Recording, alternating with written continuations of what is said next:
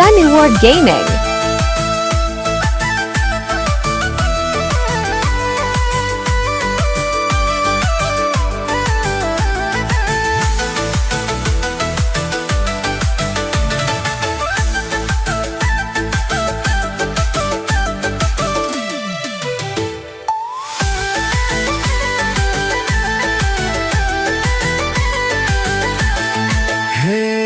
बोलाउन भने मायालु जालमा बोलाउन भने मायालु जालमा कपाल गिरी पखेछ